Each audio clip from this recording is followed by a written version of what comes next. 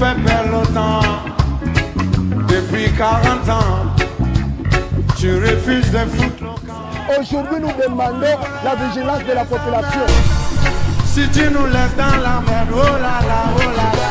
Quitte le pouvoir, je te dis quitte le pouvoir.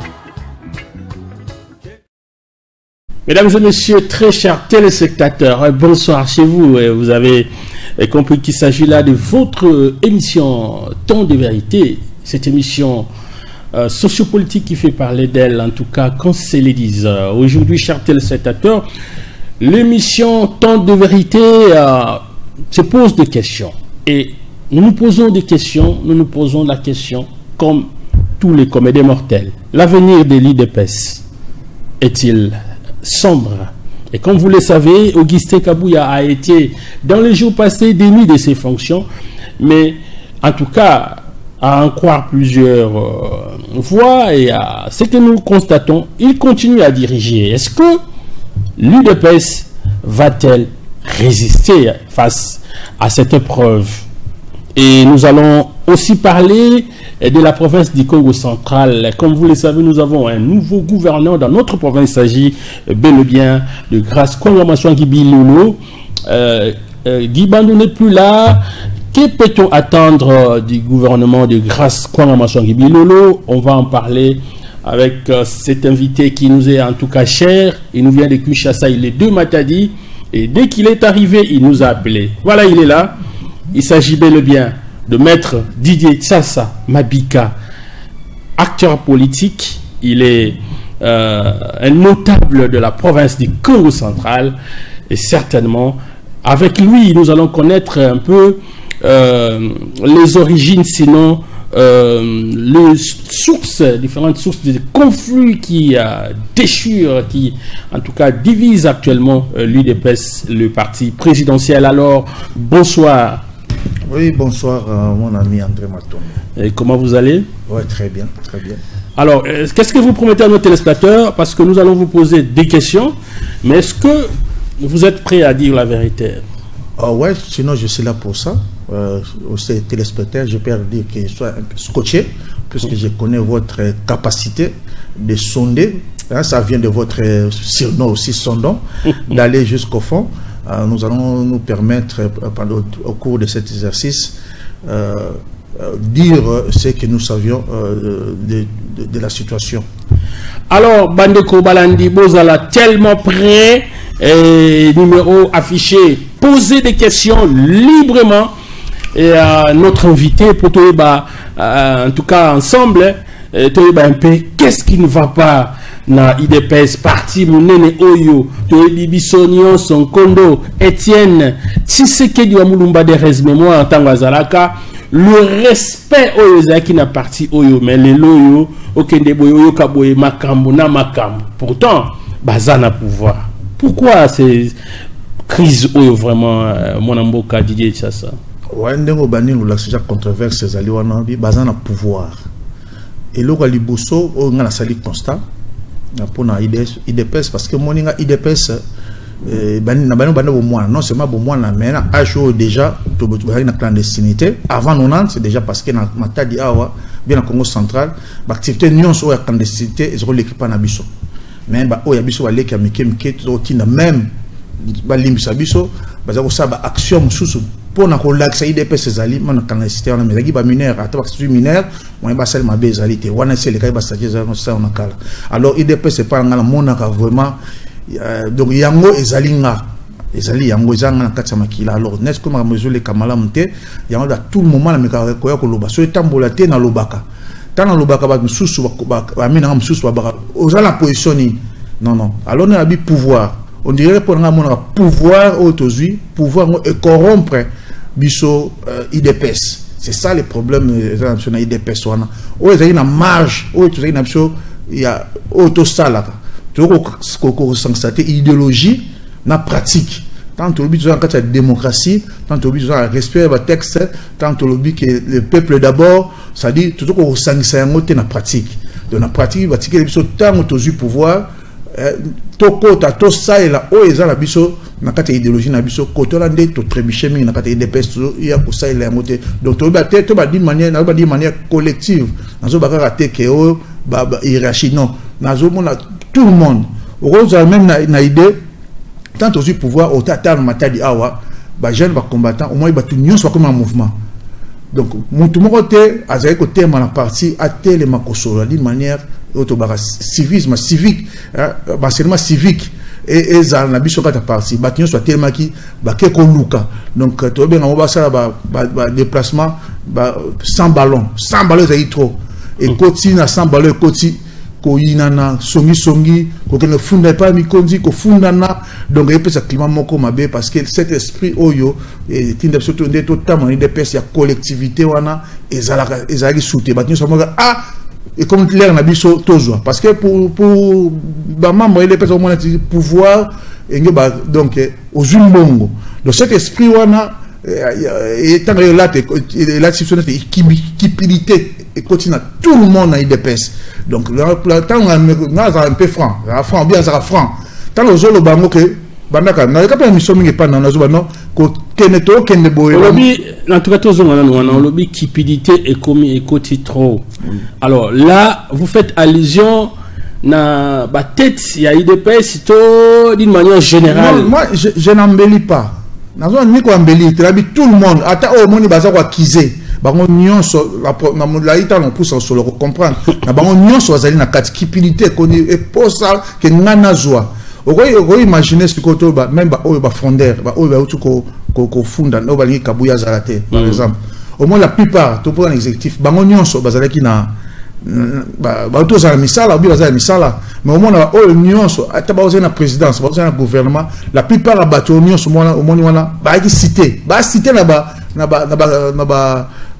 liste ya ba acte ba corruption ya ba détournement tu vois donc ba bosani o to bundali na yango idée qui peuple a pesé biso confiance tangu IDPS to ya pouvoir corruption aux alaté parce que 37 ans ou bien 38 ans bazali est marqué bango na nzoto que kotambola d'une manière digne alors peuple a pesé confiance après biso confiance modèle wala mais biso moko ou bien ba membre ba combattant la majorité tout le monde a épargné tout est soit beau ça n'est aux aguilles de voir ou mission ya kosala ba ko zwa muta comme ko zwa pona ya moko voilà chers téléspectateurs tango toujours la évolution ya IDPS et à dire vrai ça la passe dynamiquement et pour nous qui en tout cas tant au colis nous connaissons IDPS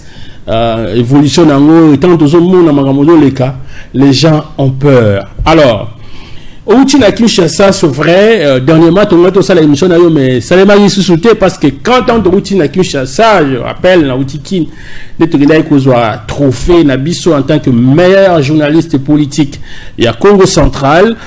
Alors, nous avons rencontré Maître Didier Tchassamabika pour que Améloropé Sabiso version de Fenae par rapport à la crise Oyo. Mais tout le monde crise en haut et je persiste kaka. Au Sabiso source nango et bandit ndengeni ba revendication paysanne. Bon, il y a mon crise Oyo. Au-delà, il y a personnalisant au tchango na combat bateau kabo ya nini. Il y a des problèmes dans la biso IDPS Oyo. To bon bien on t'a molai. Et ça il kambo, il y a ba texte. Il y a texte source aliboso yangoana. Après on a mis balé et ça li positionnement ya batu. Ko mêler yango ça là et ça désordre. Alors situation là non IDPS tant le chef de l'État Félix Antoine Tshisekedi a eu pouvoir gymnastique wana vous avez présent à partie au commis OK sur le drapeau gymnastique wana et salama nakata ya statut IDPS ba prévoir qu'il y a moté voilà na habitude ba ko bossa ou bien ndengeni marché ba docteur ba professeur ba zaki bien IDPS mais ba envisager qu'il y a moté alors il y a ça est-ce que autant président qui vidéo ko tikala parce que mandat ezali aye mandat ezali aye sur que boye ko tia mutu mususu ezali nti boboto le mandat on est à que pour servir moka ako kenda ko ça une année ako ça 4 ans bi azonga tant ozonga déjà que mandat na ye azoki na parti bobo toliango ezamala de crise boso yangwana alors ba yo luka moyen ba réparer yango hein ngaipe na ko kene ko sona ba ninga non et loko oyo ezamala te tozo problème même la représentation tout un problème dans la représentation il y a parti tozo problème on peut se candidater belé mais dans l'air wana na ki taxer net mutu ali kabuyate. Oh, non, il faut makambo va dans le texte. Alors tu remontes que papa la biso yakuna wakenda yeko zwango atomo na modèle na mais yezi pona ko investir ou au lieu ko luka bon comme ça crise parce que crise wana mutute alukiango ni le président de la République ni Kabuya ni biso bien ba membre ya parti. Alors j'ai que se concerter on va dans ça me problème pour parce que ceux qui besoin de rester mes côté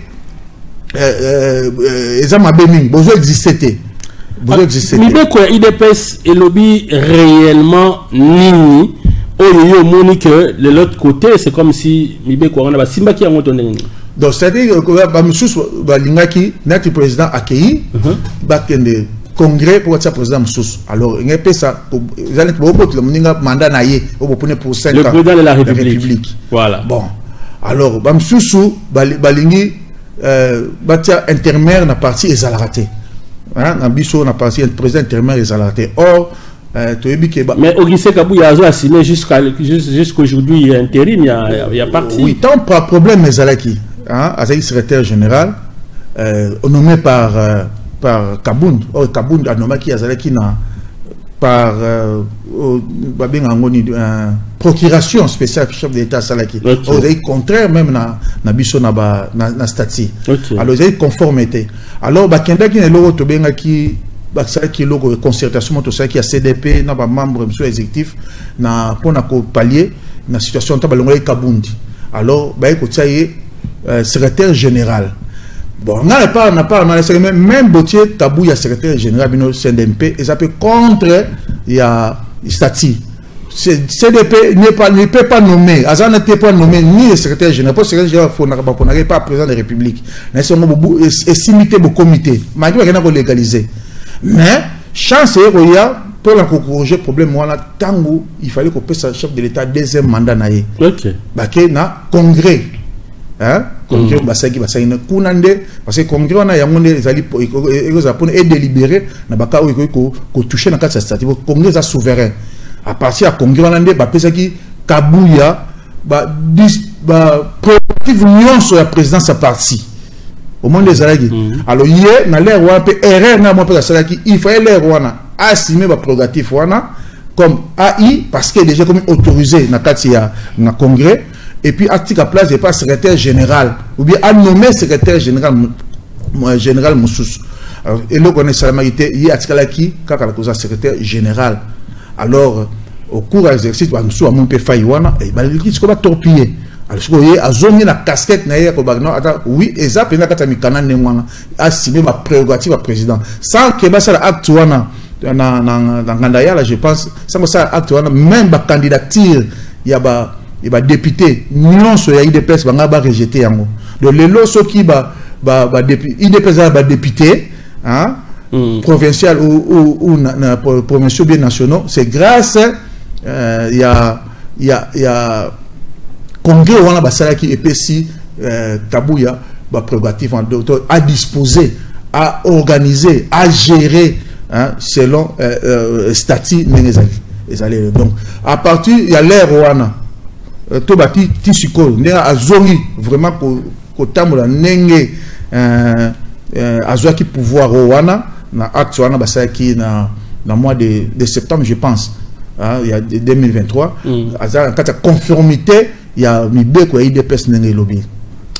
voilà azana kati ya mibeko mais makambo belé bazo reprocher na mwana mboka Kabuya Augustin entre autres balobi gestion égocentrique à pouvoir népotisme manque à vision babengi balobi aza dictateur ebele et le bami wana banamboka Jekobea na mwana mboka Etienne Longonda na groupe na bango en tout cas azali sous dignité. Alors na côté la makambo bazo reprocher yo en tant que mutu oyo au bandai de pescala clandestinité tout ça oza vraiment biaka nous so bazo condamner vraiment bazo accuser mon mboka Augustin Kabuya okolo bani bon au moins ngala wenga jaba accusation monsieur monsieur zago za fondé monsieur kozane mais place au que fonde la mutu il faut yeba ndengo porter place au fondaye est-ce place est posé et ça dit ne peut pas solution place où qui ne fonde là au fondi papa na pas ya moi la mineur il y a eu un et que Simbaté par exemple pour moi on a mineur PC punition. Alors le vrai problème dans cette situation ezali dans tout place wa fondi il faut ko respecter oyo mibe ko ndenge za ya soso na kati ya parti ko fondi za ngo eza mabete mais sikoyo tango fundi au fond de panane na au fond de panane missus ko funda monsieur zalengo ko tala ko yeba batu to tala pona batute. Oh ben est-ce que ni le de décider la loi vous pensez que mon mboka Augustin Kabuya ko se comporter kaka ndenge nyonso ya ligne parce que dans le bi liboso eye da ko funda na désaveu et où tu as désaveu ba exécutif. Voilà par exemple nation ba désavouer mutu oyo yé mutu abengi bango pour prêter mais faute na exécutif donc bango balé soit dit ma mutu akoza la confiance ko baka désavouer yé Kabuya na pouvoir wana ya ko désavouer bato yo oyo yé a memi bango balé confiance faut za mi Kabuya za la confiance abo bia ba na confiance na bango dial bosso na erreur wana ba ke ko toucher ce que CDP n'a que nous a base pour dire que la base hein mutu et siliki au moment où parce que nous kimisa qu'on place pour avoir solution tant ba zo base ngana ba zo base pour ba utiliser base na sens nin que ba o nyonso ba gi ba auteur ya kosala makambo wana ya kosala bakisation wana ba ngope ba outil dans ça misala tant ba to ça misala ba se comporter mabe to le bango franchement c'est qu'on peut le faire. Tout ça, liste, liste à détournement. Alors, na causant la positionnement, causant la position, il faut, ça y bloque pour que l'on la Kabuya, pour na quatre na ça y bloque, pour se partager le gâteau. La première idée là dans le alors, base à recours, problème de toboité, IDPS c'est un petit dans le baquet. Biso IDPS c'est la base pour pyramide. Pyramide renversée. Donc, toboité pyramide renversée. Et ça, la moelle a cicaté pour IDPS. Pyramide va renverser. Il y a pour l'économie, je pense. Et il y en a aussi pyramide renversée.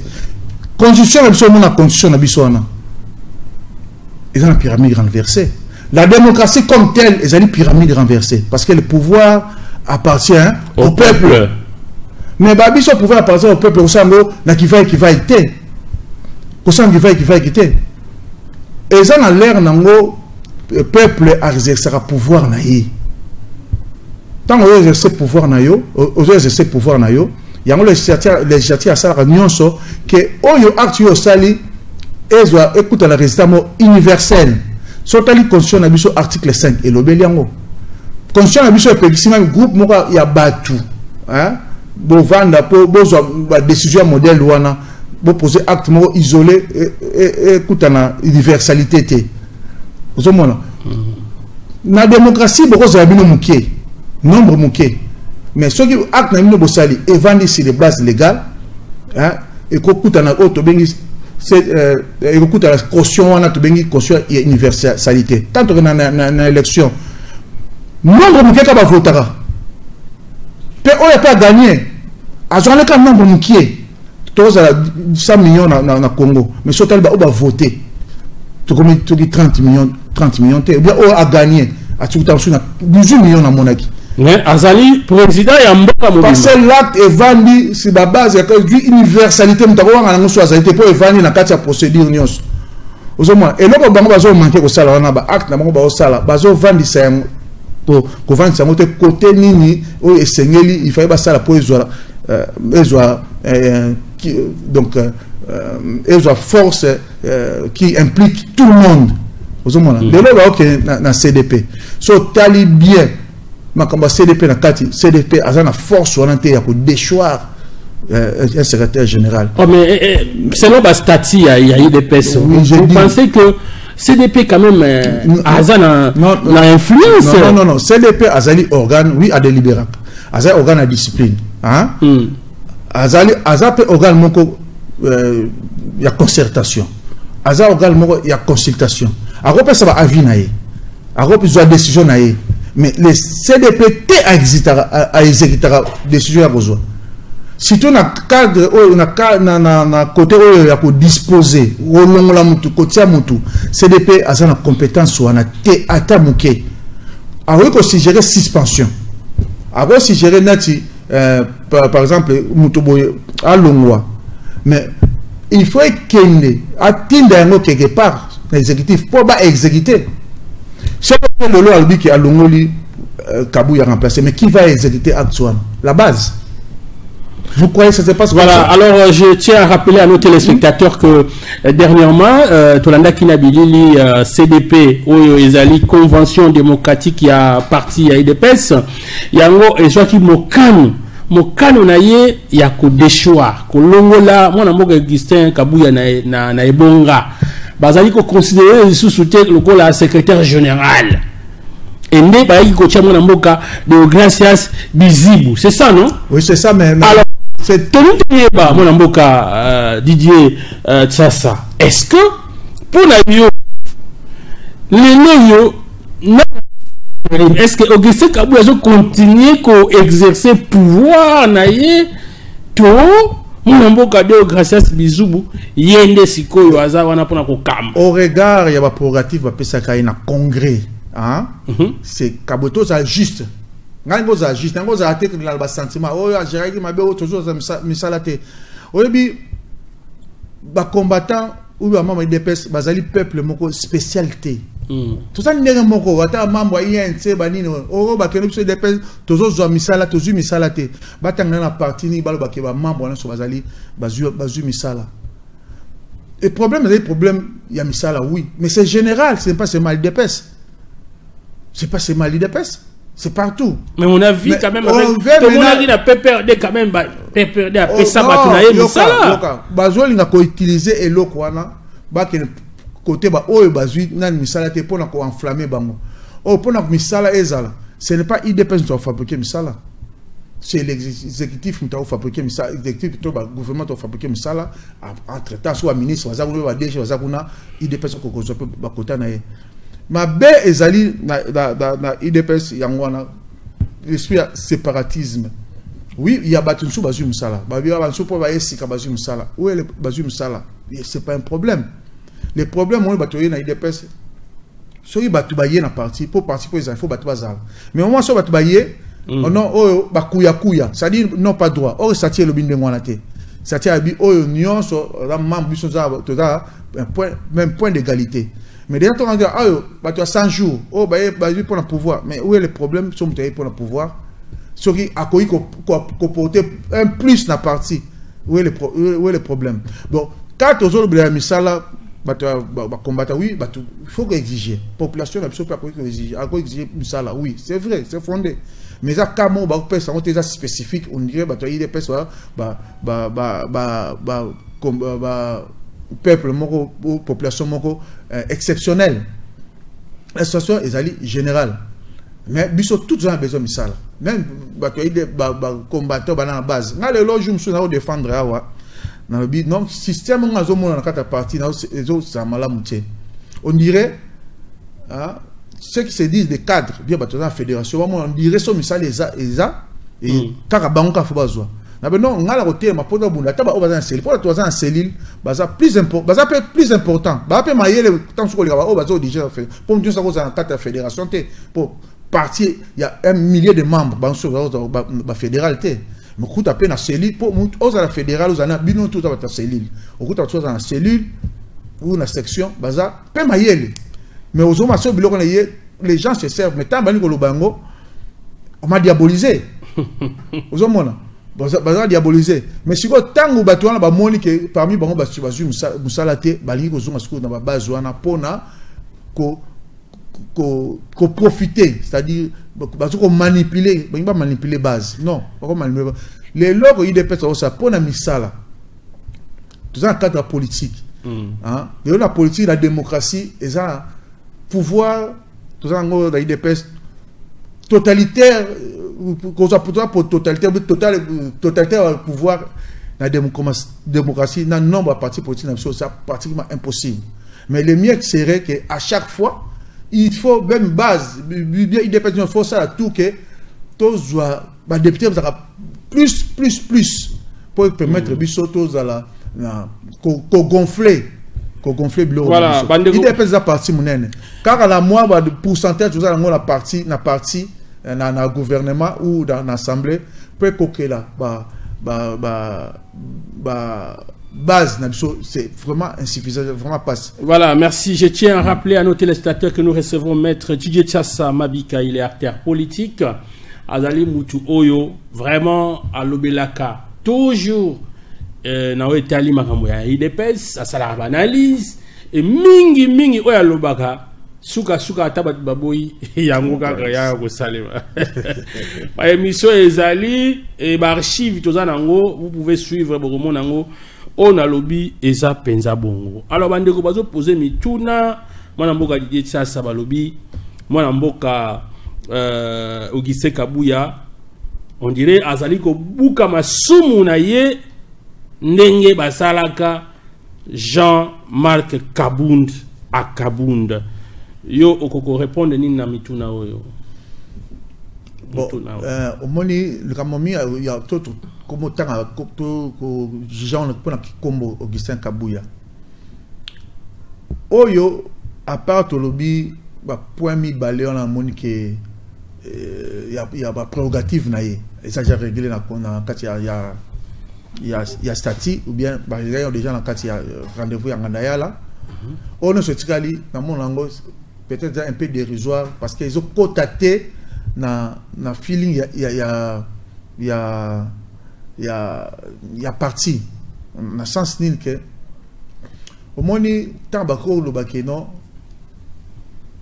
montant un nombre de voitures à comme non oh à comme nambom et babimi na cadre balobi a voix mi makasi voilà babimi voilà ça comme na cadre babimi dans la cadre parce que moi il est là aboyi pe ko tikira mutu mususu aboyi te ko moi il est là to ba na Congo à part le chef de l'État nasi Kabula yaki la personne la plus visitée au Congo tolba ndako oyo et yambara ba par exemple ndako ezaka toujours béni.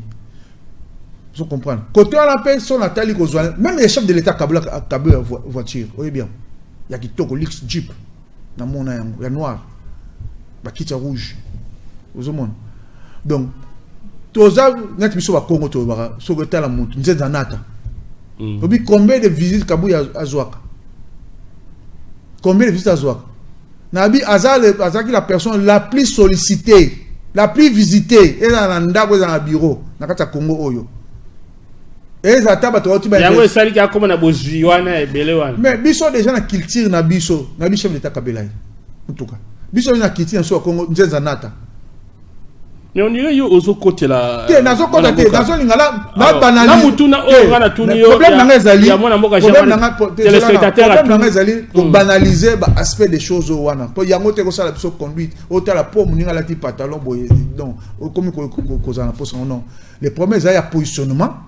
Il faut un modèle ou un positionnement pour la bateau yo bateau ça ba mabe bazonga bango bazonga wana tu vois il a positionnement hein mususu erreur mususu boko sala o ba ko ça ata ba pesi ba garantie que oh non l'autorité morale non na statut autorité morale exact les loso bati intérimaire vous êtes obligé d'aller 6 mois ba côté dans congrès alors dans congrès vous pensez na concurrent le chef d'État, il faut pas voter chef de l'État.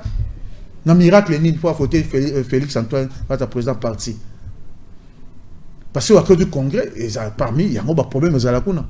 Alors, voilà. Est-ce que Augustin Kabuya Zobuka Masumu naye ndenge Jean-Marc Kabund pe à Monaiki Keba Balugeli? Oui, Jean-Marc Kabund a assis avec assigné l'eau comme il y a malongate parce que oui non avec par procuration spéciale comme président AI ils ont raté dans statut mais c'est différent maintenant na Kabuya au vertu il y a texte en vertu de texte il est là dans la prérogative c'est différent c'est différent les lois sont nées baké bazuba zouara de na on va tirer kawana que Kabuya peut démissionner était baké na justice d'ailleurs koya alors balobi silence le chef de l'État Tangwazaki na poto et il a promis dans Zoya que non qui m'a et côté na parti mais apparemment cette promesse on dirait donc des déclarations, des remplacements, qui dit na katia IDPS. Voilà tout bien un comportement il y a battu humain au moni donc moni l'autre dans le Congo battu ali kozana mutu nyonso ngaza place nyonso mutu nyonso ngaza mutu nyonso angaza pe na place nyonso ezapeka yé au moins nous là c'est quoi là hein tant on va nous est-ce on analyser que nous on a peut-être pas ça mamango ils appellent yango nous on a qui fait des tarisme on a zolu kapel bna bato amona ki biso to kwesa Kabuya non c'est pas ça to ko kenango la guerre ta kwesa Kabuya oui à cause de ma benae mais ça peut un bon malamu na ngalelo tamso bola munini yo ko tanga ya mona mboga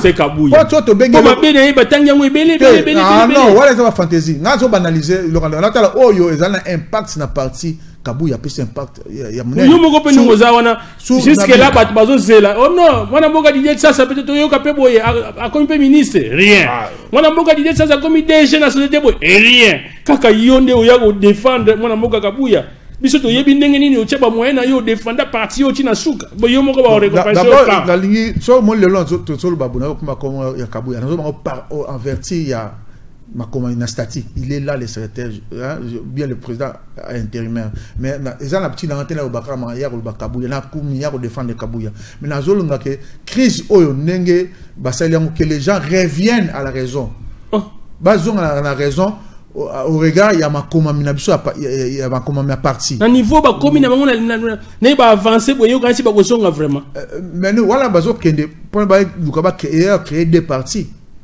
ce qui Kabuya a créé des partis parce que jusque là on a aussi ça Kabuya a convoqué CDP hein parce que au CDP boto ça su oyo ba jouer décision ana to ba temps sous ba atteindre quorum ezali atteinte là c'est vrai parce qu'il y a des membres de droit na CDP au ba za sikoyo bazai convié pour nani pour no benga bango te ta ba jouer décision ana pour ni bango ba participer il y a des députés, il y a des ministres, il y a des mandataires, des droits faut bazalawana. Il y a que ba place où ezangaki ba tout net ba notable ya ba province. Il y a mon atiraki na monaki Kabuya rosa pour ba convoquer ko inaugurer CDP hein pour na exercice autobandi.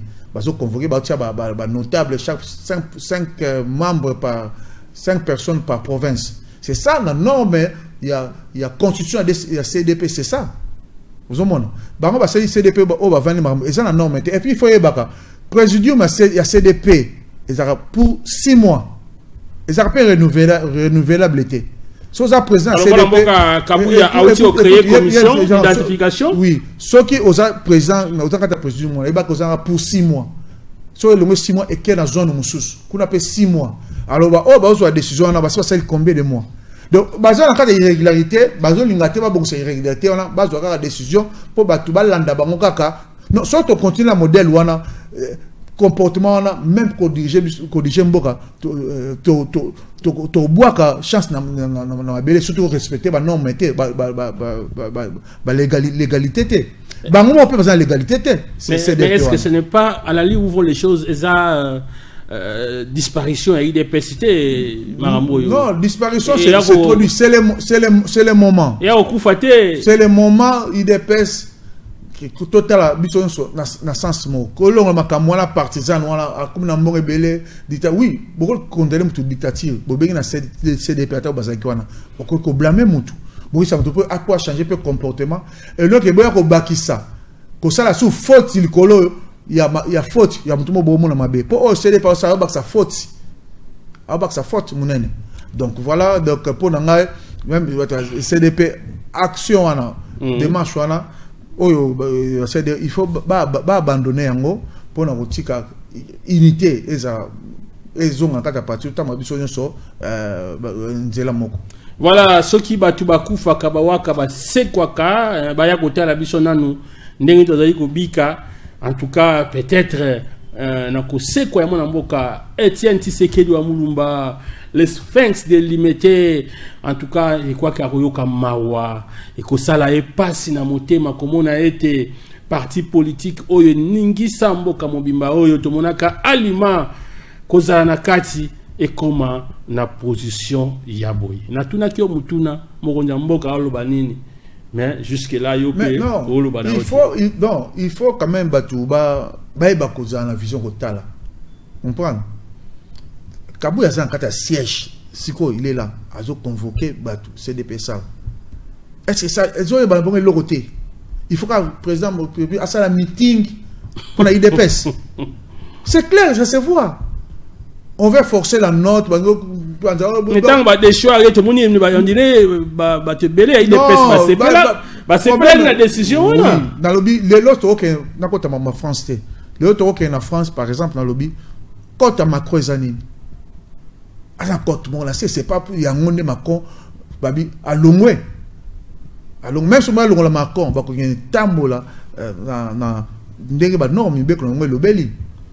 Tu as été protestation, les gens peuvent protester. Mais finalité, il faut pour quelle fin? Si on a un acte, il y a IDPS. Il faut qu'on l'ait. Tout ça, responsabilité, tout ça, parti au pouvoir. Parti au pouvoir, il faut tout ça, exemplaire. On va respecter mes bécos. C'est pas par tout là, les lopés, la population peut tout ça, même si ce sont IDPS, Barotel m'appelle le Barosko Barozong Sani, Batika chef de l'État. Barotel m'appelle en désordre. Parlement peut qu'on écoute m'appelle Sali Gandeng Nayepe, Assemblée nationale, à des choix modèles naïe. À la population peut se malandi. C'est que ça la conforme. Non. Mikane Zali, Batinyo Soaïbi Kotanga, gratuité paye, il y a un seul mais c'est continent. Tous en retard, ok, autant moi mon cœur, on comprendre. Donc, tous la responsabilité, il dépend de la responsabilité. Yambora, soit habitué à partir au pouvoir et nous le battre que tout appartient. Non. Voilà, merci beaucoup. Je crois que dossier Oyo, tous allez surveiller en gros, mais en tout cas dernièrement, balobi au nom, mon amboka Ogise Kabouya n'enga qu'à voyager. Kangiye interpellé na aner et tout kaka le même jour na butu vraiment makasi dès qu'on landa na niveau ya réseaux sociaux mon amboka Ogise Kabouya kindaki na siège à parti et atali misala je crois ils ça makuna et puis bon en tout cas c'est compliqué hein? Oui non cet esprit là Kadiosha tout bien on dit Kadiosha batika votre esprit voilà moni comme mesana bilo ka ndengwa mingi et comment contre Bisso, tu vois? Moi, j'étais à Kid. Mais là, je réflexionner, je changer meuble, c'était n'importe quoi. Donc, trop de Kadiosha, et qu'on fait marcher parti au PC, foutu, fiction, moi, le couteau, donc ça sert à rien. Ça sert à rien que tombe la fausse information pour gagner ou pour non c'est pas ça.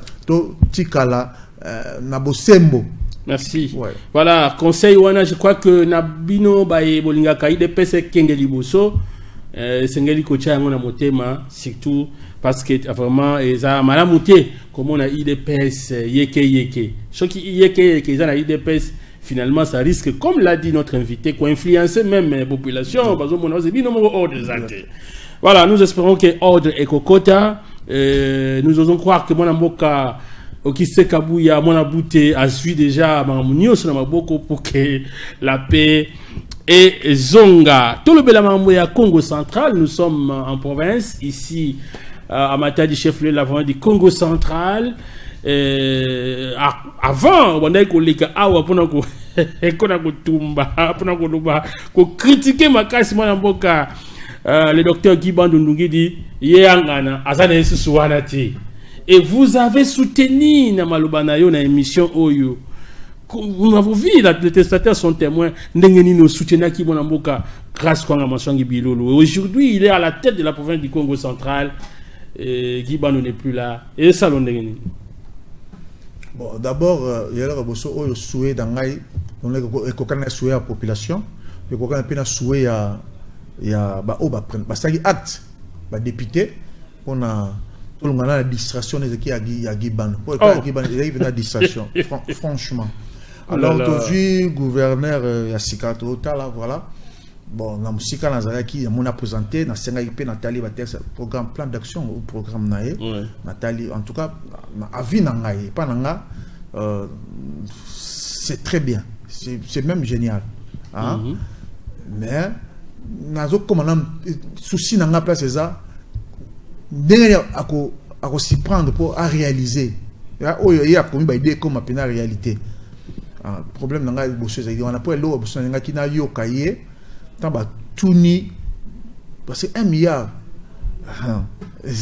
dans 5 ans dans quand même inverti nabi ba recette nabi sur province nabi une rétrocession et ils a jeté 1 milliard wana quelque c'est bon comment on se prend tant tout ni bon aux années ni nanga quand même yo kana comprendre moi muke pour na mona que non oui voilà alors le problème à tieba créo à tieba barre pena likolo non ils ont ambitieux quand même programme Salaki ils ont ambitieux mais quand les gars mingi dans côté mingi au-delà du programme naé on a senti cet esprit révolutionnaire hein le mot révolutionnaire mboka na ba comportement abatu na ba nyonso hein qui est mon programme au penza et que c'est ce modèle na biso moko boye et ya vie na Congo central au moment là dernièrement la landa qui tala que mission mo yo sala qui na ministre oui azo déplorer ministre Edouard Samansi oui oui a déplorer ma 3% c'est vrai tolobela ngo kala tolobela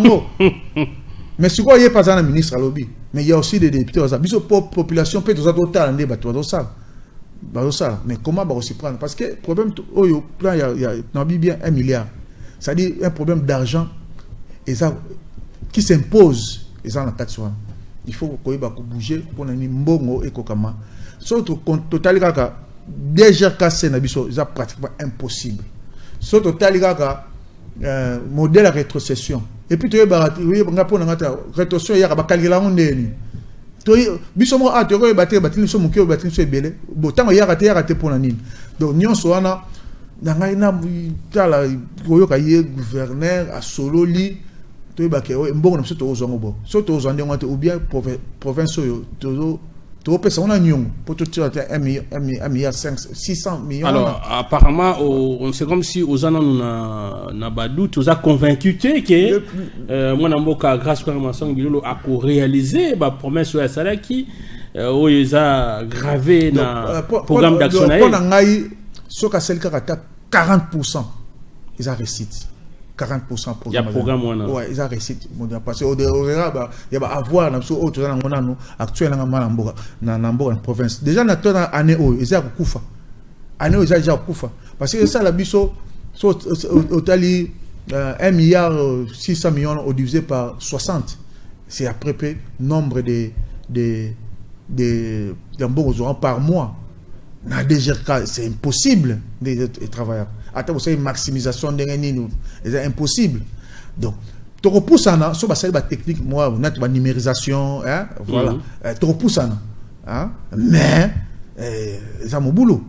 Bah, tu as une rétrocession. Tu as une bataille, il y a un nérénine, quand on fait une chose,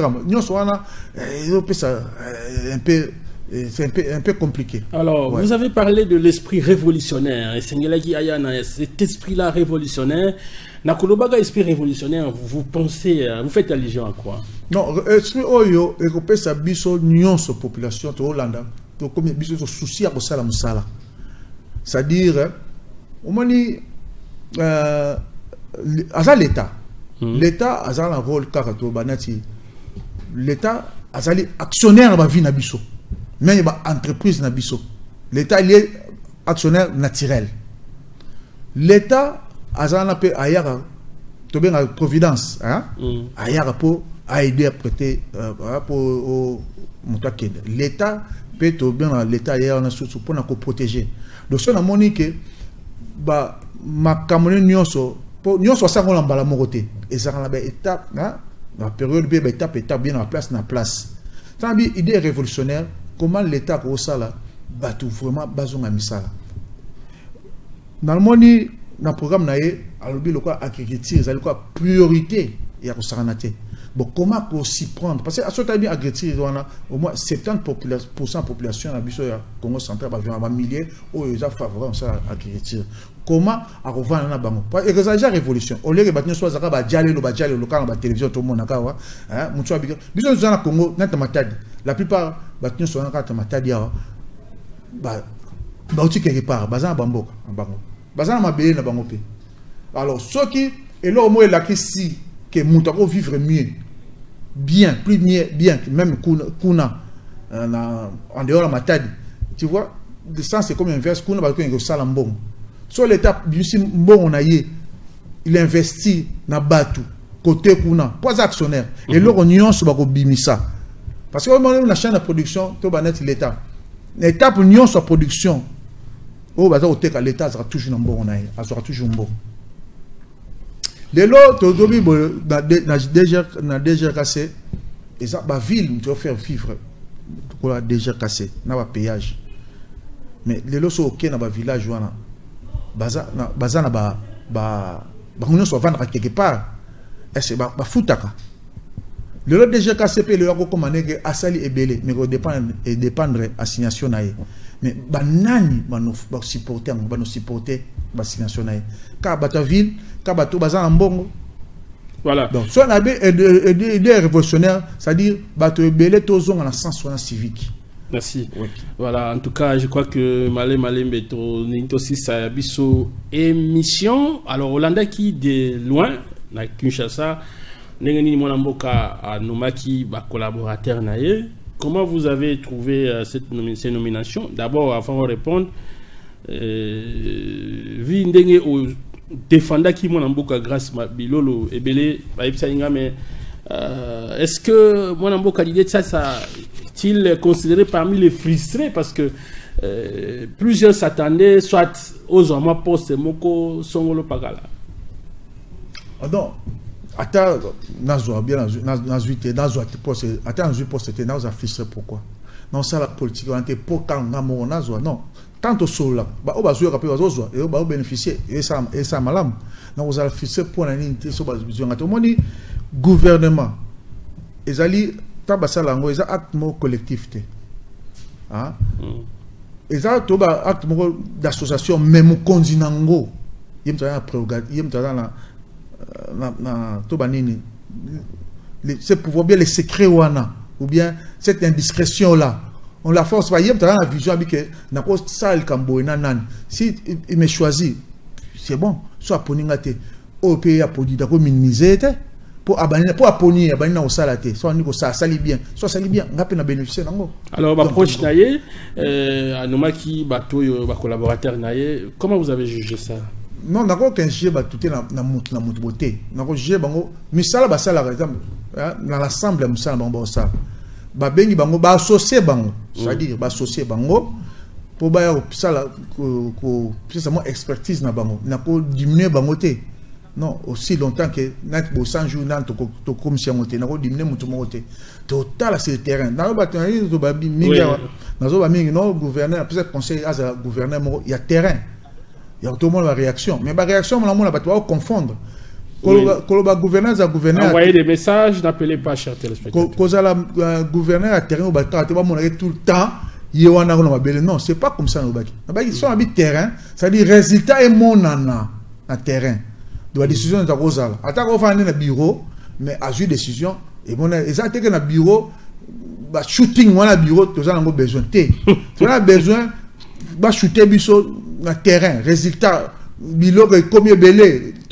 Voilà. Alors, dernièrement, tout le monde qui est vice-gouverneur, Prosperité là, Kendaki, Insaki Misala na niveau il y a Kanri Jaf, je crois que au Monaki Yango déjà les bandits déjà c'est bon, c'est très bien, mais na yebite son na anticipé nabi que dans un moment so ki gouverneur do kende au moins suba député au moins suba nani non et ça kaka de mona té hein batik la exécutif bango za kuna biol bango bazo ba contrôler ba tout batik exécutif na terrain asala musa na ye hein bango ba na tana bango ba kina ba contrôle na bango gouverneur aya raté na ba contrôle na bango aya raté. Donc, tant qu'il y a sur le bango, mais c'est une façon pour nous soutenir quand même. Oui, il y a l'aspect où il y a cohésion, on est ensemble. Oui, la cohésion provinciale. Oui, le vrai problème de la cohésion, c'est respect, il y a texte.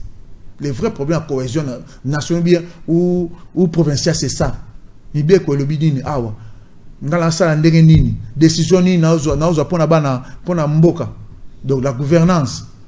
Donc, décision est transparent. Donc, il y a une vraie cohésion. Cohésion, c'est parce que non, mais si on conscient peu le bilan, représentation, tout bien, on est géopolitique, au Saliango, et ça peut m'embêter. Voilà, pour Grâce Bilo, le récit. Oui, on a continué le monde, c'est pas un même le réseau. Tu vois, l'autre fois, moi, qui répond un peu, notre leader, mon ancien, quand la télémaki, langage ce qui bayombe, tu vois? Oui, la mouillombe. Bayombe, tu vois? Tendance soit là, que ça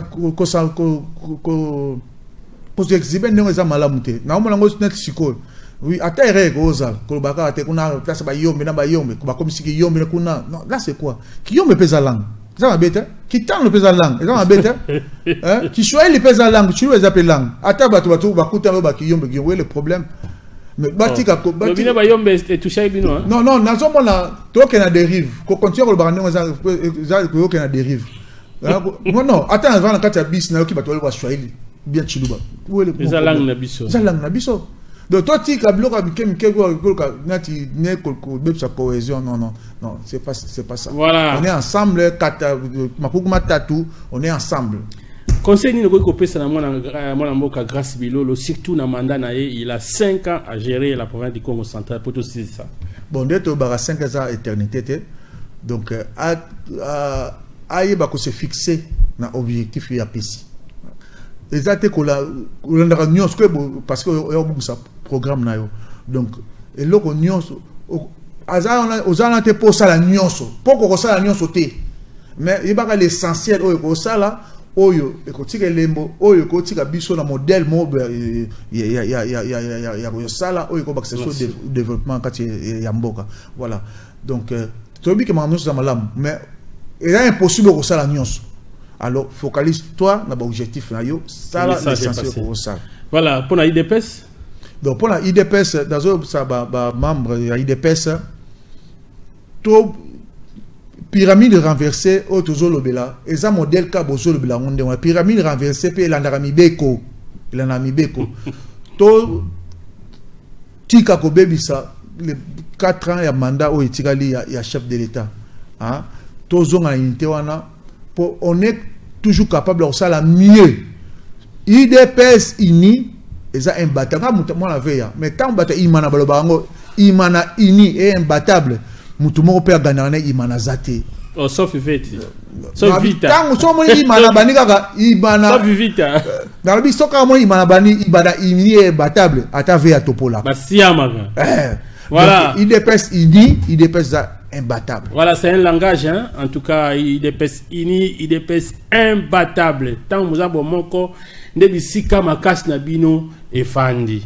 Merci en tout cas, Maître Didier Mabika, acteur politique, d'avoir répondu à notre invitation. Vous avez vu comment il a été sage dans ses réponses. Vous voulez passer à cette émission, le numéro affiché, appelez-nous. Vous serez les bienvenus. Il était question, en tout cas, nous nous sommes posé la question de savoir un peu sur l'avenir de l'IDPS. Est-ce qu'il est sombre? Tout peut changer, hein? Si et seulement si les choses retourner à la normale. Si, parce que nous apprenons déjà qu'Augustin Kabouya Monabouté a déjà pris les taureaux entre les cornes. Nous osons croire que dans les jours à venir, qui n'y a penda, toujours zélaté, ya penda ekoya, et Mokonzamboka certainement, il a aussi lancé déjà appel na bato bandeko mususu oyo pe ba lingara IDPS oyo baza pe ba leader na kati IDPS pour Bomoko ezonga. Province ya Congo central, conseil ba pesi mona mbo gasi bilolo balobi ozala focaliser na musala na ba objectif na yo et ndebongo kolonga. Bongo te? Bongo. Voilà, ça n'est fini pour aujourd'hui et les prochains rendez-vous c'est pour les jours à venir. On se retrouve très prochainement. Merci à la grande famille de la RTZ. Merci à notre DP Michel Kabassele et à tous les techniciens. Et maintenant, notre directeur général adjoint. Et nous disons grand merci à toute l'équipe qui nous a tenu compagnie. On se retrouve très prochainement. Au revoir.